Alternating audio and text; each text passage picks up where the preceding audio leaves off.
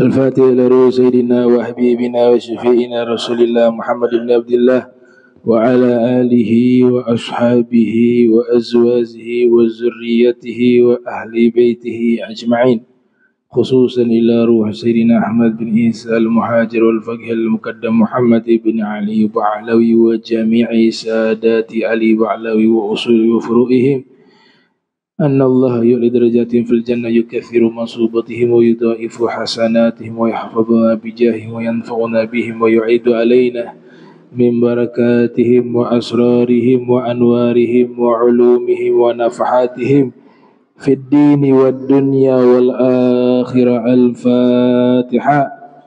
أعوذ بالله من الشيطان الرجيم. بسم الله الرحمن الرحيم. الحمد لله رب العالمين الرحمن الرحيم مالك يوم الدين، إياك نعبد وإياك نستعين، اهدنا الصراط المستقيم صراط الذين أنعمت عليهم غير المغضوب عليهم ولا الضالين، آمين.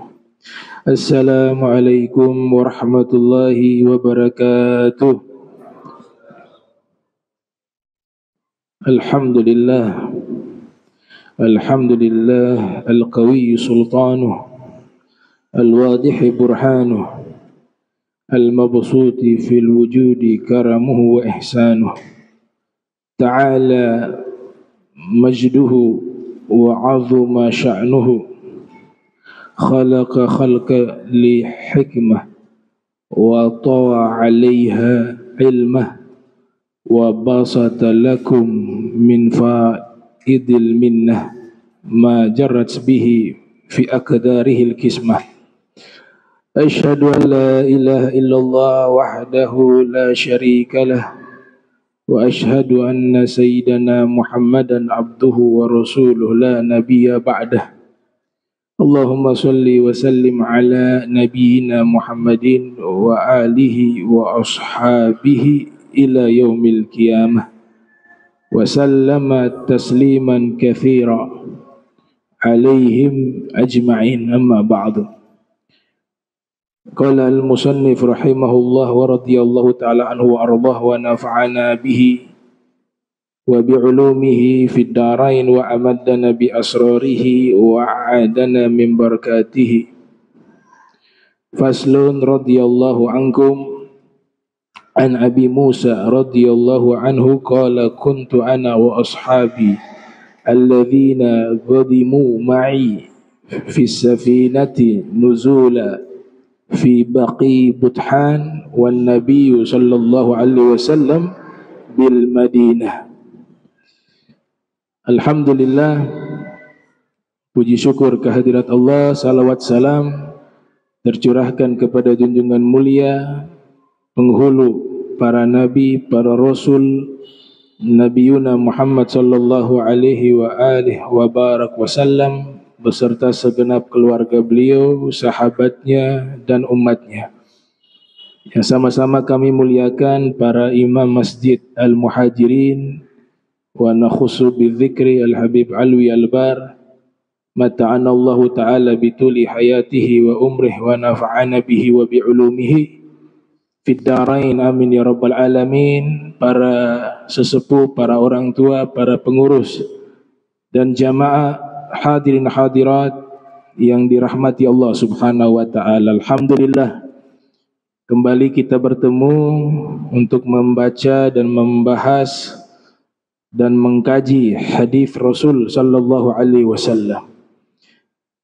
Kita sampai ke hadis 350 yang diriwayatkan dari Abi Musa al-Ash'ari. Beliau mengatakan, saya bersama sahabat-sahabat saya datang menemui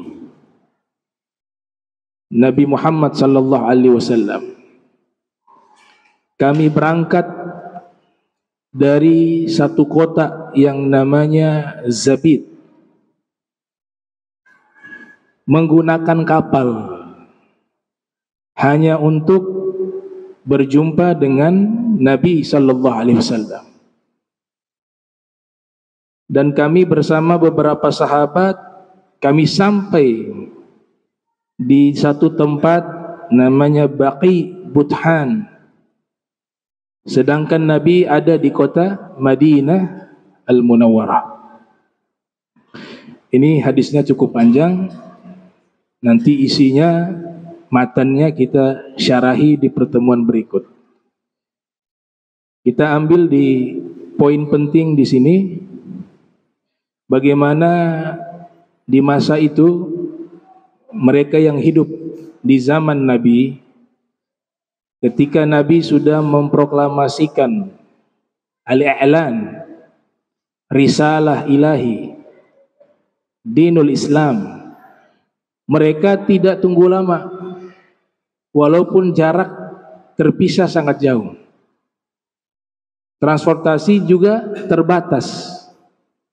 Mereka rela berangkat jauh-jauh, melewati samudra, menggunakan perahu, safina.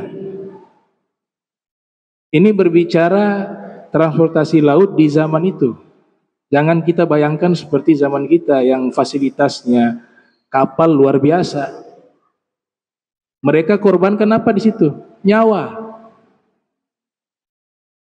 Tapi karena untuk menjemput keimanan dan untuk berjumpa dengan sang pembawa risalah Rasulullah Muhammad sallallahu alaihi wasallam, nyawa pun mereka rela korbankan asalkan mereka bisa menjemput keimanan mereka, bisa bersyahadat di hadapan Nabi sallallahu alaihi wasallam, bisa berkumpul dengan Nabi sallallahu alaihi wasallam.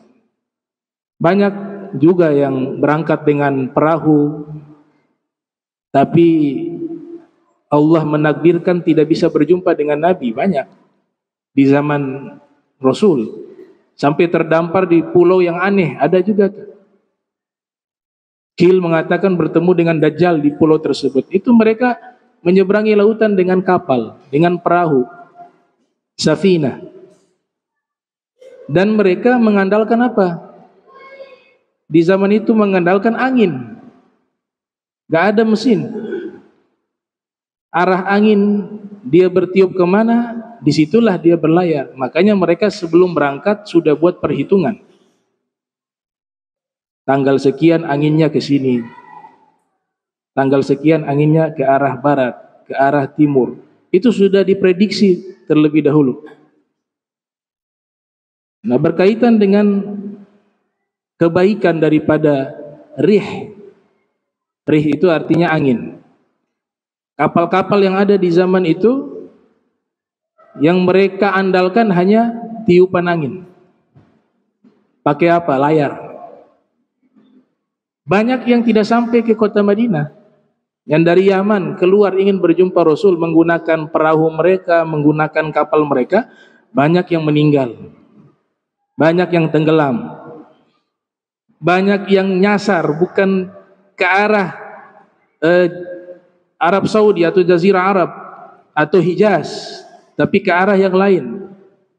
Nah, itu semuanya mereka semata-mata hanya ingin menjemput keimanan dan keislaman mereka di hadapan Nabi Muhammad sallallahu alaihi wasallam. Berbicara tentang tenaga angin, ar-rih, ya, ar-rih fi nazrati tafsiril Quran. Kita bahas tentang masalah angin di sini. Angin dalam tinjauan tafsir Al-Quran itu dibahasakan dengan rihun. Rihun itu bahasa Arabnya angin. Rihun.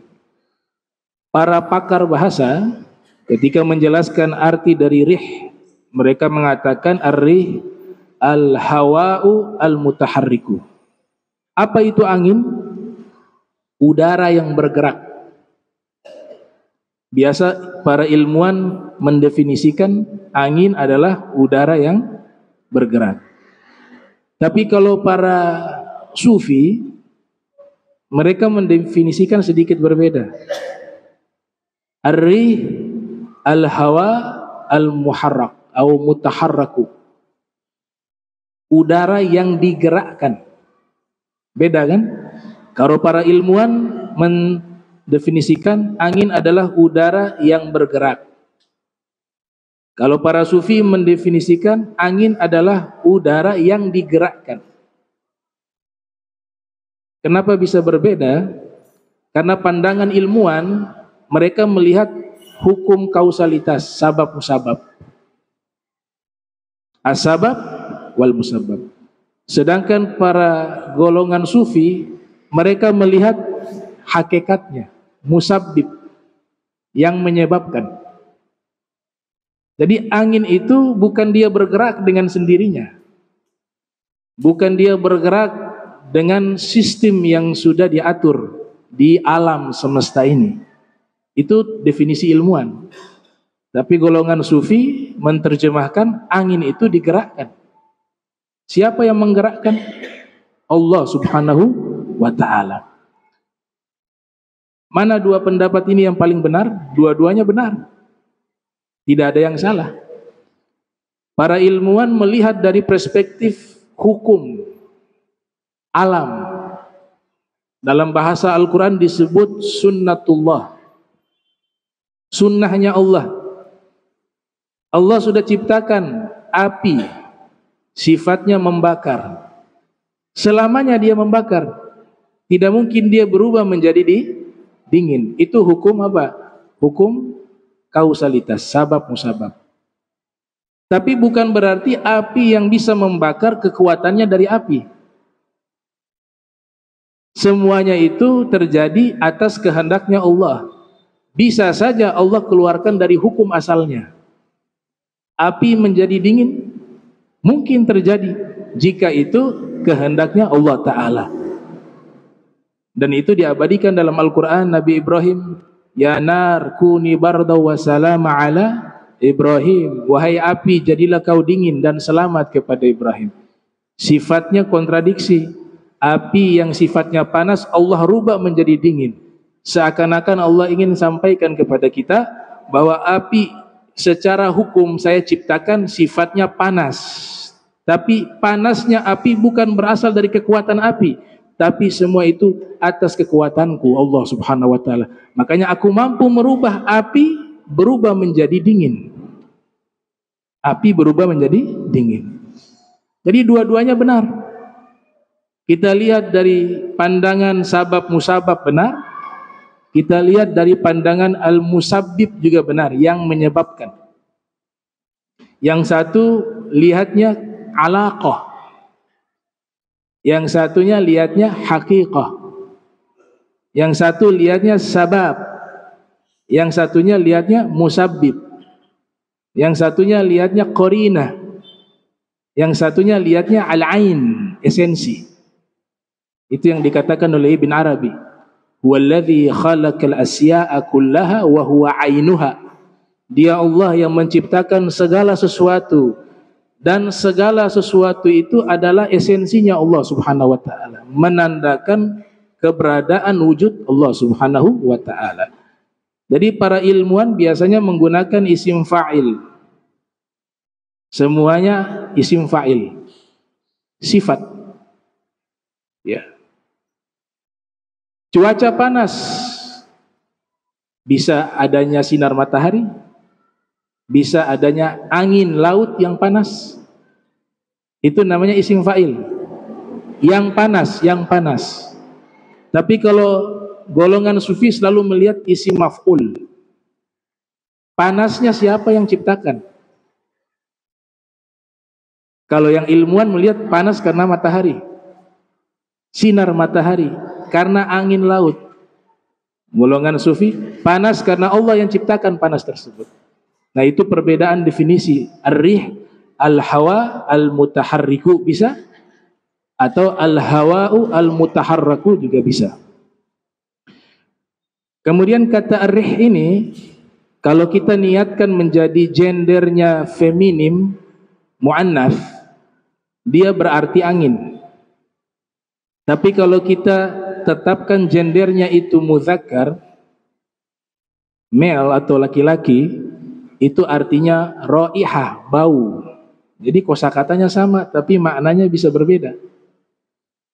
Kalau kita bertujuan dia menjadi mu'annats, gendernya perempuan, artinya adalah angin.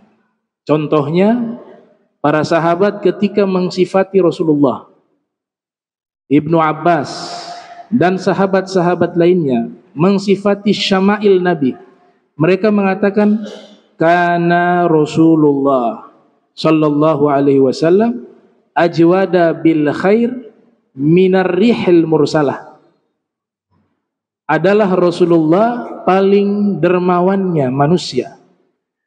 Kedermawanan Nabi melebihi angin yang berhembus. Kata ar-rih di sini artinya angin. Karena dimaksudkan muannats. Buktinya sifat setelahnya. Al-mursalati. Dia muannats. Tapi kalau kita maksudkan kata ar-rih di sini adalah muzakkar, laki-laki, male, maka yang diterjemahkan maknanya bukan angin tapi bau. Maknanya bau. Sebagaimana disebutkan dalam hadis, la khulufu fami shaim atyabu 'indallah min rihil misk. Sungguh aroma bau mulut orang yang berpuasa di sisi Allah lebih wangi dari bau minyak kasturi. Bukan angin minyak kasturi.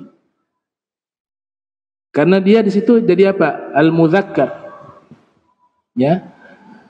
Kemudian kata angin ini kami sudah sensus di dalam Al-Qur'an. Ini menunjukkan Al-Qur'an ini luar biasa. Setiap perkosakata itu punya makna. Kata ar-rih dalam bentuk tunggal disebutkan di dalam Al-Qur'an sebanyak 18 kali. Sedangkan bentuk jamaknya ar-riyah. Ar-riyah bentuk jamak. Disebutkan di dalam Al-Qur'an 10 kali. Tunggal 18 kali, bentuk plural jamak 10 kali. Para mufassirun mengatakan, qala al-mufassirun inna lafdhar rih idza ja'ahu fil Qur'anil Karim fa innahu ya'ti fi maudhi'il azab.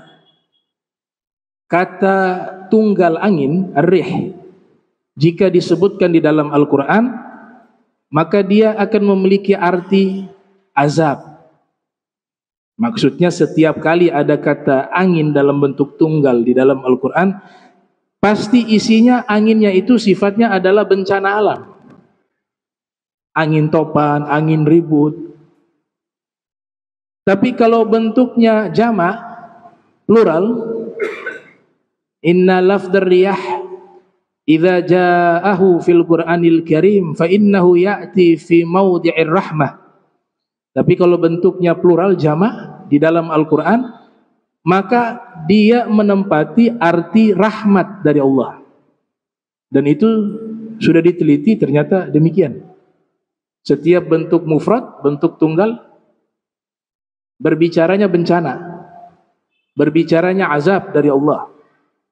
Ya, sebagaimana yang disebutkan di dalam Al-Quran di surat Al-Isra, contohnya ayat 69. Fayursila alaihim qasifan minar rih fayugrikakum. Ya, fayursila alaikum qasifan minar rih fayugrikakum bima kafartum. Bima kafartum. Dia mengutus kepada kalian qasifan minar rih, yaitu angin topan. Kalau qasif angin yang ada di laut, fil bahar. Kalau asif angin ribut yang ada fil bar, di darat.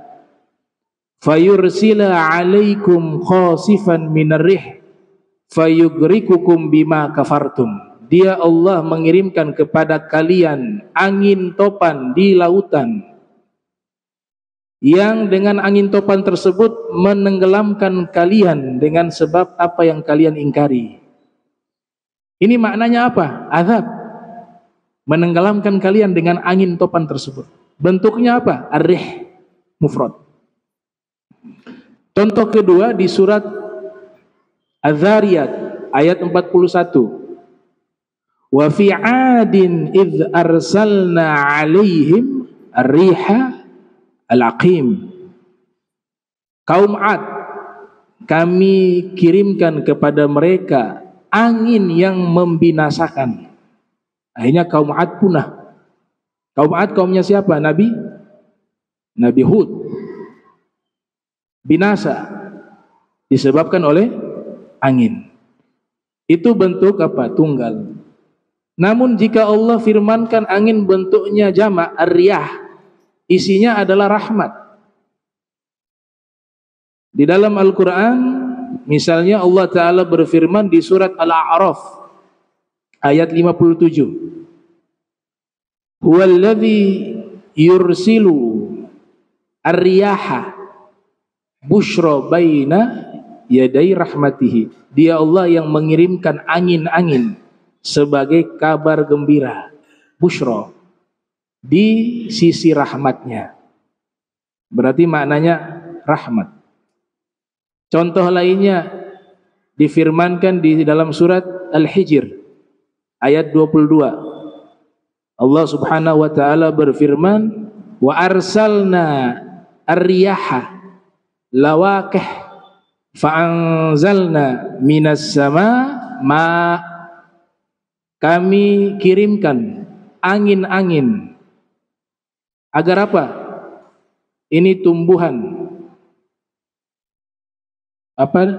Nikah, penyerbukan saripati tumbuhan satu dengan lainnya disebabkan oleh angin. Dan sebab angin itu kami turunkan hujan. Berarti maknanya rahmat. Jadi ketika disebut ar-rih dalam Al-Quran, artinya adalah azab. Tapi ketika bentuk jamak ar-riyah, artinya adalah rahmat. Dan memang ditemukan satu riwayat, Nabi kita pernah berdoa. Beliau berdoa begini, Allahumma ja'alha rahmatan wa la taj'alha azaba. Allahumma ja'alha riyaha wa la taj'alha riha. Ya Allah, jadikanlah angin tersebut sebagai rahmat. Jangan kau jadikan angin tersebut menjadi azab. Ya Allah, jadikanlah angin tersebut riyaha, angin-angin yang baik. Wala taj'alha riha, jangan kau jadikan angin itu riha, angin yang mendatangkan azab. Itu dari doanya Nabi kita Muhammad sallallahu alaihi wa alihi wasallam. Kemudian dalam tinjauan hadis, nazratu fil hadis, kita ketika melihat adanya angin dari berbagai bentuknya, yang pertama yang Nabi larang adalah la tasubbu, jangan cela itu angin. Tapi Nabi ajarkan apa? Kita baca doa.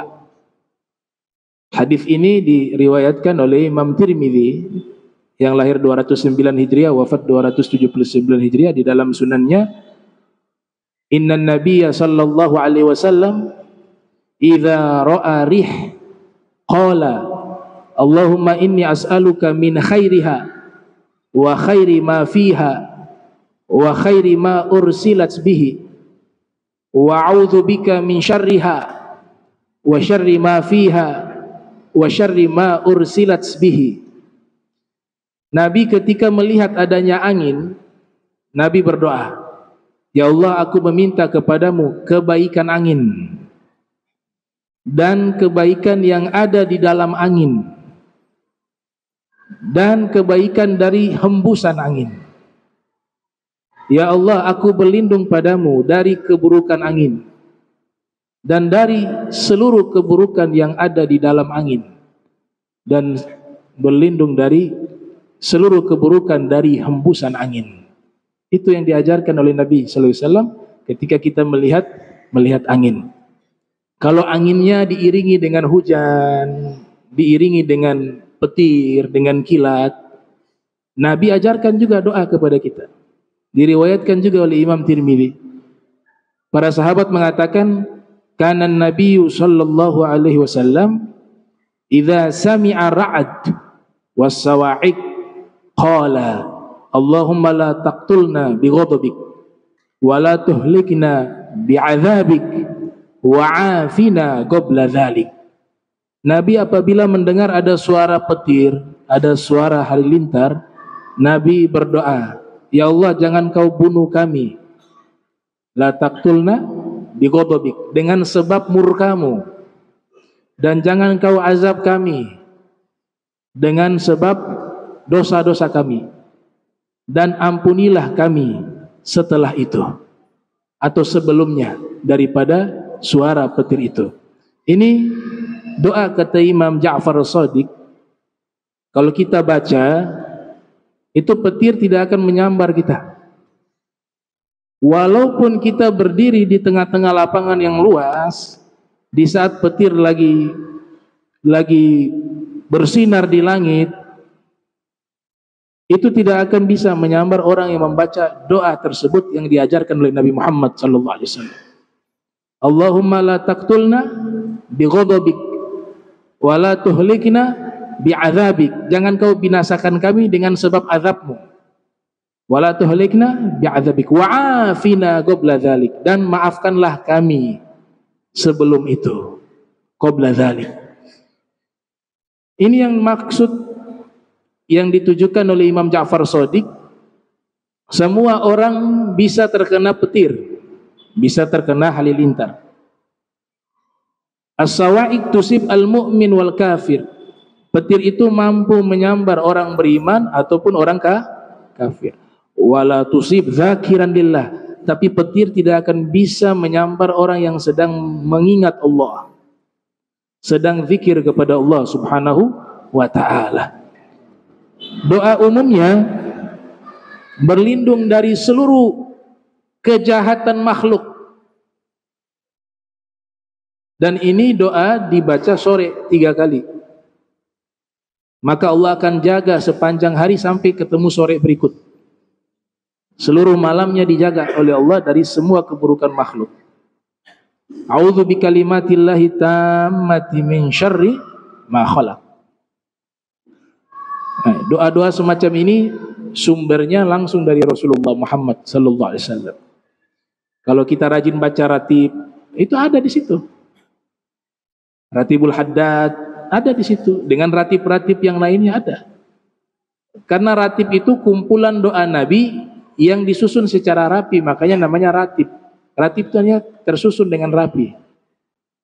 Ratibul Haddad, Ratibul Attas. Atau di dalam hizib-hizib para ulama juga doa-doa yang mereka petik dari doa-doanya Rasulullah. Diulang-ulang 3 kali karena dalam riwayat Nabi suka mengulang-ulang kalimat sebanyak 3 kali. Dan Nabi suka kepada hitungan yang ganjil. Kana Nabi yu'jibu thalatha wa fi riwayah bil witr. Nabi sangat senang mengulang-ulang itu 3 kali, baik dalam bacaan doa, zikir, atau dalam berbicara. Kalau ada nasihat yang sangat penting, biasanya Nabi ngulang kalimat itu sebanyak 3 kali. Kita sering dengar dalam hadis, kan? Hadis masyhur, tuba, beruntung, man ra'ani wa amana bi. Beruntung orang yang melihatku lalu dia beriman kepadaku. Hadis selanjutannya Nabi katakan tuba, tuba, tuba 3 kali. Beruntung, beruntung, beruntung. Itu namanya al-iltifat fi lughah, mengambil perhatian bahwa ini yang Nabi sampaikan sangat penting. Tuba, tuba, tuba. Man lam yarani wa amana bi. Orang yang tidak pernah melihatku namun dia beriman kepadaku, kata Rasulullah sallallahu alaihi wasallam. Jadi hal yang biasa diulang-ulang 3 kali, 6 kali. Nah, kemudian itu doa yang tadi diajarkan oleh Rasulullah. Kalau memang ada angin, kita baca doa tadi.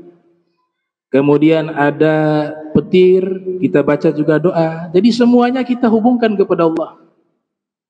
Jangan teriak, lari, panik, ya perlu doa saja. Toh petir yang kuasai Allah, gempa bumi yang kuasai Allah, angin yang kuasai Allah, khaliqu kulli syai', Allah yang ciptakan segala sesuatu. Maka ketika kita berdoa, kita meminta perlindungan dari penciptanya.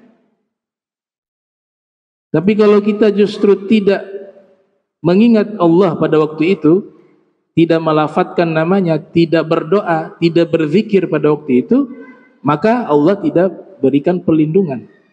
Tapi biasanya orang-orang secara fitrah itu, kalau ada bencana-bencana itu, yang dia sebut adalah Allah. Itu menunjukkan bahwa tidak ada kekuatan apapun di alam semesta ini kecuali kekuatan Allah. Secara alami kita sebutkan Allah, Allah. Padahal seumur hidup jarang sebut nama Allah. Sholat juga kadang tidak 5 waktu. Tapi dapat bencana, dia sebut Allahu Akbar, Allahu Akbar.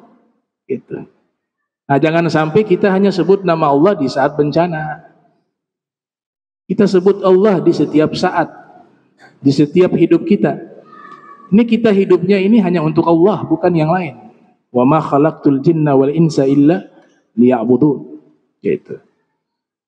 Kemudian yang ketiga, dalam tinjauan perspektif ilmu modern, ilmu hadithah atau al-mu'asarah, ilmu hadithah. Jadi angin ini disebutkan oleh para ilmuwan, ada beberapa ilmu modern yang memang temanya pasti membahas angin. Yang pertama disebut dalam bahasa Arab ilmu zawahir at-tabi'ah, atau bahasa modernnya ilmu meteorologi. Dia membahas tentang apa? Tentang cuaca. Kalau membahas tentang cuaca, gak bisa lepas dari pembahasan tentang angin. Karena angin itu yang menentukan cuaca. Atau cabang ilmu kedua, klimatologi. Klimatologi. Atau dalam bahasa Arabnya itu disebut ilmu munakh. Ilmu yang membahas tentang iklim. Pasti tema yang dibahas adalah angin. Salah satu subtema yang dibahas adalah angin. Atau ilmu modern namanya geofisika. Ya, ilmu tabiatil ard. Kalau geologi ilmu bumi, ilmu ard. Geofisika ilmu yang membahas tentang bumi yang menggunakan prinsip-prinsip rumusan-rumusan ilmu fisika. Makanya dinamakan geofisika. Subtemanya angin di situ. Nah, muncul ilmu modern dan juga para ulama kosmologi. Dulu abad ke-6 Hijriah ada seorang ulama Islam. Beliau ini pakar bukan hanya satu bidang ilmu. Memang ilmunya hanya satu ilmu, namanya ilmu kosmologi. Ilmu yang membahas tentang sejarah alam semesta. Ulama bernama Al-Qizwini menulis kitab Ajaibul Makhluqat wa Gharaibul Mawjudat. Di situ beliau bahas bukan sejarah manusia, bukan sejarah peradaban manusia, bukan sejarah budaya manusia, bukan sejarah tradisi atau angin atau laut, gak. Tapi tema yang dibahas dalam kitab beliau sejarah alam semesta. Gak ada ilmuwan barat di zaman itu yang bisa menjelaskan sejarah alam semesta kecuali seorang ulama Islam yang masyhur namanya Al-Ghadi Al-Qizwini. Di situ membahas juga tentang angin. Muncul ilmu baru. Ilmu modern menamakan dengan ilmu aerologi. Aerologi atau dalam bahasa Arab ilmu hawa. Ilmu yang hanya membahas tentang udara. Membahas tentang udara. Nah, ini perkembangan ilmu-ilmu modern tentang angin, tapi sumbernya itu mereka merujuk kepada kitab-kitab ulama Islam. Di antaranya salah satu tokoh bernama Imam Al-Qizwini yang membahas tentang sejarah alam semesta, Tarikhul Alamin. Tarikhul Alamin. Di situ beliau katakan, beliau termasuk tokoh yang mengingkari alien. Alien itu tidak ada. Dalam Islam itu makhluk yang berakal hanya 3, gak lebih dari itu. Al-Quran menegaskan itu, hadis menegaskan itu. Kita sebagai orang mukmin gak boleh keluar dari aturan itu. Artinya apa? Jangan percaya yang namanya alien, ada kebohongan. Makhluk yang berakal hanya 3, yang Allah ciptakan di alam semesta hanya 3. Imma malaikat 1, yang kedua jin, yang ketiga manusia. Gak ada yang keempat. Tidak ada yang keempat. Gak ada manusia kera, gak ada. Kalaupun ada, dalam teori Al-Quran ada kelompok manusia yang pernah dikutuk oleh Allah menjadi kera. Itu ada. Kunu qiradah khasi'in. Jadilah kalian kera-kera yang hina. Percaya kita, Al-Quran sudah mengabarkan itu. Tapi bukan mutlak semua manusia dari kera. Saya rasa kita akan tersinggung. Ente punya tete kera ya? Marah. Walaupun yang membuat teori tersebut Darwin, teori evolusi, sekalipun yang buat teori itu kalau bilang kamu punya buyut monyet ya, dia marah. Kenapa? Ya karena secara fitrah kita bukan berasal dari hewan. Kita berasal dari Abul Bashar, bapak moyang manusia, Nabi Adam. Ini hati-hati nih, zaman sekarang ada juga yang mau otak-atik. Katanya Adam itu simbol, bukan sosok manusia. Jadi banyak Allah ciptakan Adam-Adam lainnya di zaman itu. Hati-hati nih, pemahaman liberal. Kalau Adam itu simbol, terus Nabi Adam itu bagaimana? Syarat orang menjadi nabi harus orang. Kemudian disebutnya Nabi Adam hanya satu nabi yang namanya Adam. Nabi Adam bukan simbol, Nabi Adam sosok manusia pertama. Imam Nawawi dalam kitab Tahdzibul Asma' wal Lughat menyatakan julukan Nabi Adam Abul Bashar. Adam artinya permukaan tanah, adimul ard, karena diciptakan dari berbagai unsur tanah yang ada di bumi. Kemudian Allah ciptakan jadi Nabi Adam. Nah ini teori-teori semacam ini, nah kita harus kesampingkan. Kita sudah punya Al-Quran. Al-Quran itu sudah mengabarkan segala sesuatu, tidak ada yang luput. Kalau masih belum lengkap, baca kitab tafsir. Kitab tafsir ada ratusan ribu, bahkan bisa sampai jutaan. Kalau dulu di zaman invasi Mongol tidak menghancurkan kitab-kitab, mungkin jumlahnya bisa jutaan kitab tafsir Al-Quran. Itu membuktikan Al-Quran mampu menjadi solusi di setiap zaman, mampu menjelaskan hal-hal yang kadang-kadang tidak mampu dijelaskan oleh ilmuwan-ilmuwan. Dalam Al-Quran mampu lewat tafsiran-tafsiran para mufassirun. Kemudian yang keempat, fawaid rih. Nabi membuat satu regulasi di dalam hadis Sunan Ibn Majah. Nabi mengatakan la tasubbu riha, la tasubbu ar-riha. Jangan sekali-sekali kalian mencela angin. Kata Imam Qatadah dan Ibnu Qutaibah dalam kitab Ta'wil Mukhtalafil Hadis, ini berlaku kepada semuanya. Berkaitan dengan alam, hujan yang turun, jangan kita aduh hujan turun terus ini hujan, kenapa hujan hari ini? Kau tidak tahu yang mengatur hujan turun itu Allah. Detiknya, waktunya, turunnya, per tetesnya itu semua biqudratillah, kekuasaan Allah. Makanya Nabi didik kita, la tasuburiha, jangan kalian mencela angin, fa innaha min rauhillah, karena angin itu adalah anugerah dari Allah. ta'ti birrahmah wal azab. Ya kadang-kadang dia datang bawa rahmat, namun kadang-kadang dia bawa azab. Tapi semuanya itu atas kehendaknya Allah Subhanahu wa taala. Jadi Nabi punya maksud, jangan sampai kita mencela sesuatu yang diatur oleh Allah. Secara tidak langsung kita protes kepada Allah. La tasubbu riha. Karena angin, air hujan, semuanya itu mendatangkan kebaikan. Ada keburukan. Kalau banjir bicaranya keburukan sebab manusia. Gak pernah zaman dulu ada banjir kecuali zaman Nabi Nuh saja. Itu juga banjirnya karena azab. 6 bulan daratan itu tertutupi oleh air. Dan banjirnya itu banjir yang sangat dahsyat yang tidak mungkin terjadi lagi. Karena air yang turun bukan hanya dari langit, tapi di dasar bumi juga mengeluarkan air. Biasanya langit ke-1 turun hujan. Tapi di zaman Nabi 7 langit dibuka oleh Allah. Wujudnya dari 7 lapis langit. Makanya tenggelam itu bumi. Ya, tidak mungkin terjadi lagi banjir semacam itu. Nah, penyebab banjir sebenarnya daripada kerakusan manusia.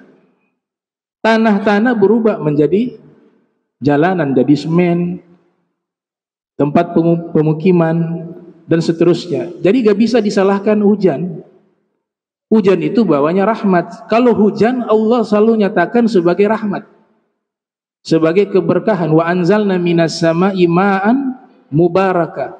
Kami turunkan dari langit air yang berkah. Tidak pernah hujan itu maknanya negatif dalam Al-Quran, gak pernah. Karena dengan hujan tumbuh-tumbuhan bisa hidup, hewan-hewan bisa minum, dan lain sebagainya yang memberikan manfaat. Demikian juga angin. Para ilmuwan coba menghitung manfaat angin itu sangat banyak. Yang pertama, manfaat angin membantu tenaga listrik. Itu pakai kekuatan angin. Yang kedua, membantu penerbangan pesawat. Pesawat kalau gak ada angin dia bisa terbang. Dia butuh tenaga angin. Yang ketiga, irigasi di pertanian. Yang keempat, perhitungan cuaca. Itu ditentukan dengan Yang kelima, penyerbukan tumbuh-tumbuhan. Itu juga lewat angin. Nah, sebab manfaatnya ini Nabi katakan jangan kalian mencela dia. Karena angin itu datangkan rahmat bagi kalian, juga mendatangkan azab dengan sebab perbuatan kalian. Ditafsirkan begitu oleh Al-Imam Ibnu Qutaibah.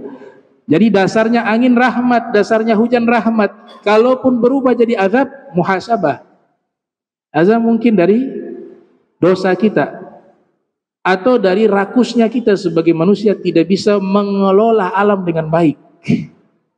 Bukan karena hujannya, bukan karena anginnya. Itu dijelaskan oleh para muhadditsun demikian. Yang kelima, ada seorang nabi yang memang mukjizatnya Allah berikan angin tunduk kepadanya. Nabi Sulaiman. Nabi Sulaiman kendaraannya pakai angin. Fasakharna lahu ar-riha tajri bi amrihi. Di surat Shad. Kami tundukkan kepada Sulaiman angin. Dia berhembus sesuai perintah Nabi Sulaiman. Yang luar biasa di sini kan menggunakan bukan bentuk jama' ar-riyah, bukan, tapi ar-rih. Artinya angin topan sekalipun tunduk kepada perintah Nabi Sulaiman. Bab mukjizat Allah berikan kepada Nabi Sulaiman. Bahkan dikatakan di zaman Nabi Sulaiman, Imam Qulyubi dalam kitab Nawadir, di zaman Nabi Sulaiman itu konstitusinya menggunakan angin. Jika ada orang melakukan perbuatan kriminal atau dituduh melakukan satu kejahatan tapi dia mengingkari, maka Nabi Sulaiman berdoa kepada Allah untuk menghadirkan angin. Angin akan mengangkat orang tersebut. Jika memang dia tidak bersalah, angin akan angkat ke atas tanpa menjatuhkan dia ke bumi. Angin bawa ke atas, oh berarti dia benar. Tuduhan itu tidak benar dituduhkan kepadanya, dia tidak bersalah, selesai. Tapi kalau dia bersalah, itu angin akan timpahkan dia ke bumi, berarti dia bersalah. Itu menggunakan angin, konstitusinya Nabi Sulaiman alaihissalam. Kemudian Imam Ghazali pernah menceritakan di dalam kitab Mukasyafah Al-Qulub yang lahir 450 Hijriah, wafat 505 Hijriah. Nabi Sulaiman pernah pergi dengan seluruh pasukannya. Kita ketahui bahwa Nabi Sulaiman itu diberikan kerajaan terbesar sepanjang sejarah manusia, dan tidak ada lagi kerajaan yang semisal dengan kerajaannya. Pasukannya bangsa manusia ada, jin ada, hewan ada. Sampai digambarkan oleh para ulama, beliau kalau melakukan perjalanan dengan seluruh pasukannya itu pasukannya itu kalau berbaris itu disebutkan 100 farsah. Satu farsah itu 3 mil. Berapa banyak kita? Satu farsah 3 mil. Pasukannya ini manusia, jin, hewan, kalau berbaris itu 100 farsah. Jumlahkan saja sendiri, 3 mil kali 100. Ada manusia, ada jin, ada hewan. Kursi yang dibawa 600.000 kursi. Tenda-tenda ada 100.000 tenda. Itu yang khusus manusia. Ya. Kemudian kuda yang dibawa 40.000 ekor kuda. Nabi Sulaimannya naik kendaraan termewah. Mungkin kendaraannya tidak ada lagi. Secanggih-canggihnya teknologi gak bisa ciptakan pesawat kayak pesawatnya Nabi Sulaiman. Pakai angin. Rih. Lewat di satu sawah, persawahan, ada petani lagi macul, al-harrath atau dalam riwayat al-fallah. Petani lagi macul. Di atas lewat Nabi Sulaiman, kemudian dia lihat dari sampingnya pasukannya ikut. Wah, luar biasa. Bermil-mil pasukan yang berbaris. Kemudian secara spontan ini petani takjub. Dia mengatakan, subhanallah, laqad utiya ibnu Daud mulkan azima. Maha suci Allah, sungguh Allah telah berikan kepada anaknya Daud, Nabi Sulaiman maksudnya, kerajaan yang sangat agung, sangat besar, sangat luar biasa. Ucapannya ini dibawa oleh angin. Nabi Sulaiman di atas, terdengar ucapannya petani yang ada di bawah. Subhanallah, laqad utiya ibnu Dauda mulkan azima. Sungguh maha suci Allah, sungguh anaknya Daud telah diberikan kerajaan yang agung. Turun Nabi Sulaiman. Nabi Sulaiman ingin mengklarifikasi ucapannya. Dia mengatakan, ya fallah, tasbihatun wahidatun khairun min mulki Sulaiman. Wahai petani, wahai fulan, ketahuilah, satu tasbih yang kau baca tadi, kalau Allah terima di hari kiamat, dia lebih afdol dari kerajaannya putra Daud. Dia lebih afdol dari kerajaannya Sulaiman. Saya lihat, li'anna tasbihata tabqa wa mulka Sulaiman yafna. Karena satu tasbih yang kau baca tadi, jika diterima oleh Allah, dia abadi sampai hari kiamat. Tapi kerajaannya Sulaiman akan punah. Sekarang kita lihat, di mana istananya Nabi Sulaiman? Di mana kekayaan Nabi Sulaiman, hartanya? Nabi Sulaiman tidak menginginkan itu. Itu jadi iktibar kepada kita. Kita kalau menjadi raja yang menguasai dunia ataupun alam semesta, tapi menjadi orang yang tidak taat, maka itu adalah kemiskinan yang abadi. Orang susah tapi dia baik dan taat, di akhirat dia bahagia, dia raja yang sesungguhnya. Jadi bukan di sini hakikat segalanya. Kayaknya dulu di Hadramaut ada satu ulama bernama Al-Habib Umar Al-Mihdar. Ibn Abdurrahman As-Saqqaf. Nah, beliau itu meninggal dalam keadaan sujud dalam solat. Beliau punya amalan yang luar biasa, membaca ya Latif 100 kali satu napas. Ya Latif 100 kali satu napas. Dan beliau seorang wali min auliyaillah. Coba lihat ketika maqamnya sudah tinggi menjadi kekasih Allah, justru beliau merasakan banyaknya kekurangan di dalam amal. Bukan sebaliknya. Makin tinggi maqamnya di sisi Allah, makin merasa rendah amalnya, merasa banyak dosa, merasa hina. Beliau pernah mengatakan begini, "Law 'alimtu anna li 'inda Allah sajdatan maqbulah aw hasanatan maqbulah aw tasbihatan maqbulah la dayaftu ahla tarim 'alal burri wal lahmi hatta dawabihim." Seandainya saya tahu satu sujud saya kepada Allah, atau satu kebaikan yang saya lakukan, atau satu tasbih yang saya baca, saya tahu Allah terima itu, maka saya akan menjamu seluruh penduduk kota Tarim dengan makanan gandum dan daging, sampai saya jamu hewan-hewan ternak mereka. Saking bahagianya Allah terima satu amalan, satu tasbih, satu sujud, satu kebaikan Allah terima, itu mahal. Nah, tapi kita tidak tahu nih masalahnya. Kita tidak tahu bagaimana amalan kita diterima atau tidak. Tapi sepatutnya kita sebagai hamba tidak memperhatikan masalah itu. Yang penting kita sudah berusaha taat. Urusan surga neraka bukan wilayah dan haknya kita. Kita tidak boleh mengatakan saya rajin ibadah, rajin sholat, maka Allah wajib memasukkan saya ke surga. Gak ada kewajiban bagi Allah memasukkan kita ke surga.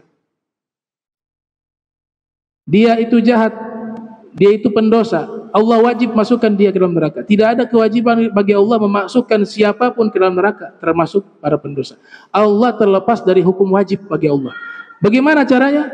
Allah yahdi may yasha wa yudlil may yasha, memberikan petunjuk kepada siapapun yang ia kehendaki, menyesatkan siapapun yang ia kehendaki, memasukkan surga kepada siapapun yang ia kehendaki, memasukkan ke dalam neraka kepada siapapun yang ia kehendaki. Tapi ada aturan. Allah sendiri nyatakan, inna rahmatullah qarib minal muhsinin. Tapi masuk surga itu karena rahmat Allah. Allah nyatakan rahmat Allah itu dekat kepada orang yang berbuat baik. Surga itu dekat kepada orang yang berbuat baik. Surga itu dekat kepada orang yang taat. Surga itu dekat kepada orang yang akhlaknya baik. Neraka itu dekat kepada orang yang tidak baik. Neraka itu dekat kepada orang yang tidak taat, dan seterusnya. Itu aturan dari Allah. Tapi hukum asalnya itu, semuanya itu karena min rahmatillah.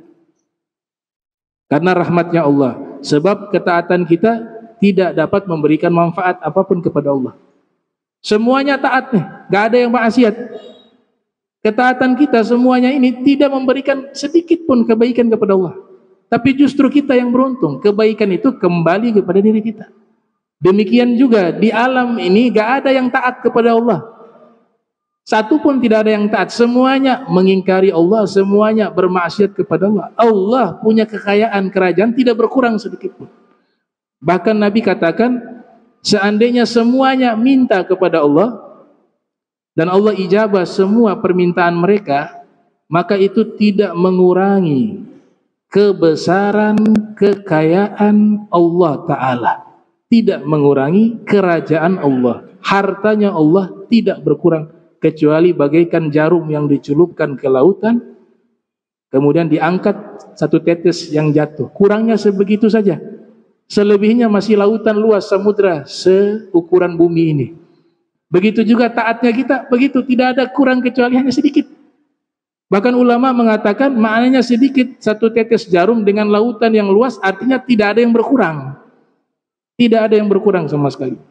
Ya, mudah-mudahan Allah Ta'ala berikan kita istiqamah في الطاعة والعبادة آمين يا رب العالمين. اللهم جمعنا هذا جمع مرحوما وتفرقنا من بعد تفرقا معصوما ولا تجعل منا ولا منا شكلا محروما. سبحانك بحمدك أشهد أن لا إله إلا أنت أستغفرك وأتوب إليه. وصلى الله على سيدنا محمد وعلى آله وصحبه وبارك وسلم. والعفو منكم والسلام عليكم ورحمة الله وبركاته.